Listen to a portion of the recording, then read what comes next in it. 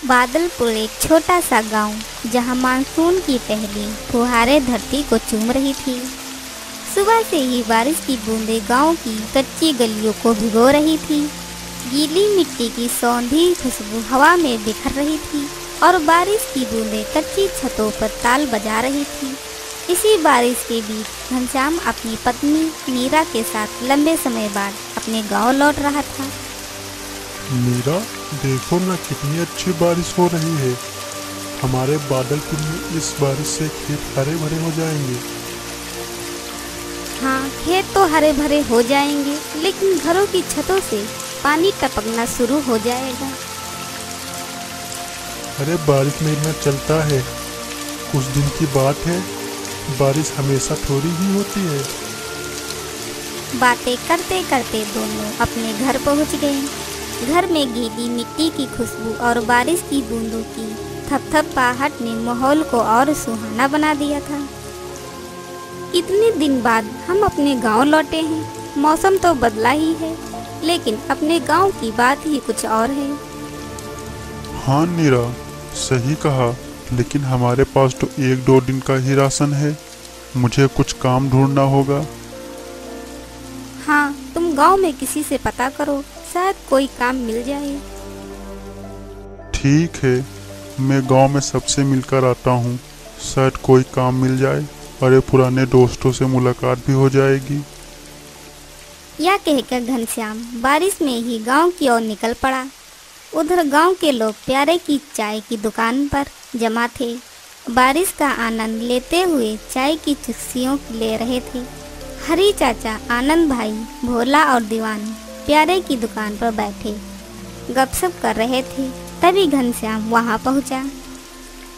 अरे हरी चचा, आनंद भाई, भोला प्यारे, तुम सब एक साथ कितने दिन बाद मिले हो? अरे घनश्याम, तू कितने दिन बाद दिखा? गांव कब आया? बस आज ही लौटा हूँ। तुम सब बताओ, यहाँ कैसे? हम तो बारिश में चाय पीने आए थे। अब तू भी आ गया तो बातों में और मजा आएगा। सब तो ठीक है, लेकिन मुझे काम की तलाश है। इतना समय बाद गांव में लौटा हूँ। खेत खाली पड़े हैं और इस बारिश में फसल भी नहीं लग सकती। आम के लिए तो तुझे सरपंच जी से बात करनी चाहिए। इस बारिश में और किसी के पास काम नहीं है। ठीक है, मैं कल सुबह सरपंच जी से मिलता हूँ। वैसे तुम्हारे खेत में फसल कैसी है? अभी तक तो ठीक है, लेकिन ज्यादा दिन अच्छी नहीं रहेगी। क्यों, क्या हुआ? कल मुखिया जी बता रहे थे कि उन्होंने शहर के मौसम वैज्ञानिक से पता किया है। इस बार बादलपुर में तूफानी बारिश होगी और सबसे बड़ी चिंता बांध की है। बांध में दरारें पड़ गई है और इस बार वो और बड़ी हो गई है। तो बांध की मरम्मत का काम तो सरपंच जी का है। तुम लोग ने उनसे बात क्यों नहीं की? बात तो की थी। कल हम कुछ लोग सरपंच जी के पास गए थे। फ्लैशबैक में गांव वाले सरपंच जी के पास पहुंचे।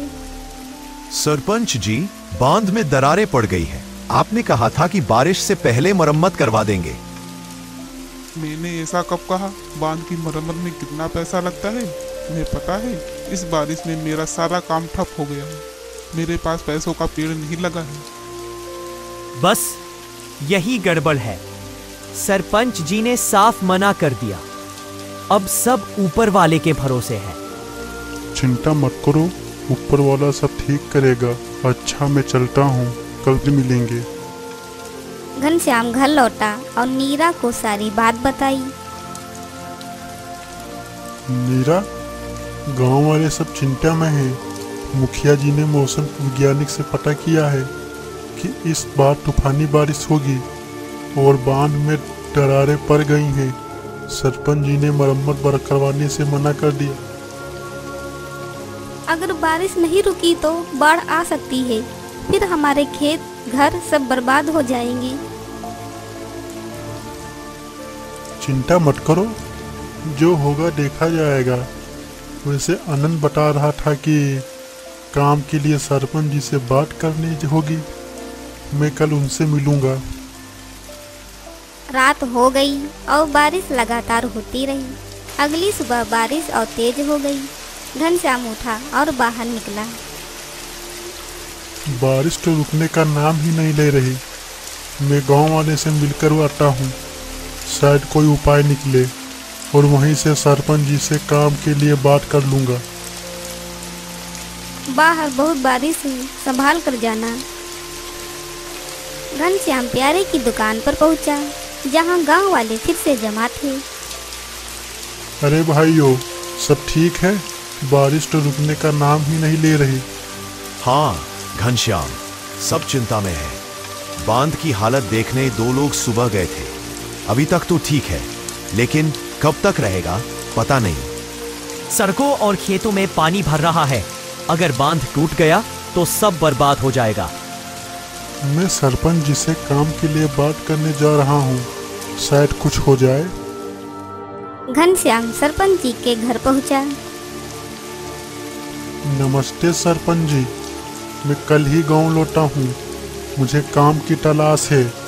गांव वाले ने बताया कि आपके पास काम मिल सकता है। देखो घनश्याम, इस बारिश में मेरे भी कारोबार ठप है। मेरे पास तुम्हारे लिए कोई काम नहीं है। सरपंच जी, आप मेरी आखिरी उम्मीद हैं। कुछ तो काम होगा। मैंने कहा ना, कोई काम नहीं है। निराश होकर घनश्याम वापस लौटा और गांव वालों को बताया।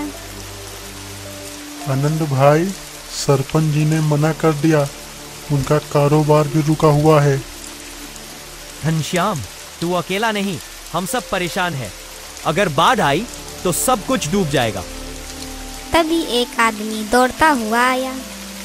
हरी चाचा, बांध से पानी रिसना शुरू हो गया है। थोड़ी देर में गांव में पानी घुस जाएगा। बांध टूट भी सकता है। सब लोग घबरा गए। अब गांव खाली करना होगा। जंगल में जाना ही बेहतर है। लेकिन जंगल में कहाँ जाएंगे? जंगल में रहना बाढ़ में डूबने से बेहतर है। घनश्याम नीरा को लेने घर गया। नीरा, बांध से पानी रिस रहा है। बांध टूट सकता है। हमें जंगल की ओर जाना होगा। अच्छा चलो जल्दी चलते हैं। सब लोग जंगल की ओर निकल पड़े। जैसे ही वे जंगल पहुंचे, बांध टूट गया। गांव में पानी भर गया। खेत घर सब डूब गए। उधर सरपंच अपने पक्के घर में था। यह बारिश मेरा कुछ नहीं बिगाड़ सकती। मेरा घर पक्का है। लेकिन बारिश रुकी नहीं। सरपंच के घर में भी पानी भरने लगा। अरे मेरे घर में भी पानी, ऐसा कैसे हो सकता है? सरपंच बाहर निकला और अपने घर को डूबता देख पछताने लगा। मुझसे तो बहुत बड़ी गलती हुई। मैंने बांध की मरम्मत नहीं कराई। मैंने गांव वालों के साथ गलत किया। मुझे माफी मांगनी होगी। सरपंच जंगल की ओर चल पड़ा। वहाँ गांव वाले पेड़ों के नीचे बारिश से बच रहे थे। भाइयों, मुझसे बहुत बड़ी भूल हो गई। मैंने बांध की मरम्मत नहीं कराई। मेरा घर भी डूब गया। मुझे माफ कर दो। सरपंच जी, आपको अपनी गलती का एहसास हुआ, यही बड़ी बात है। आप हमारे साथ रह सकते हैं। शुक्रिया। मैं वादा करता हूँ, बारिश रुकते ही बांध ठीक करवाऊंगा और फसल के लिए सबको पैसे दूंगा। अगले दिन बारिश रुकी। गांव वाले अपने गांव लौटे। सरपंच ने बांध की मरम्मत करवाई और सबको खेती के लिए बीज और खाद के पैसे दिए। गांव फिर से हरा भरा हो गया और लोग हंसी खुशी रहने लगे।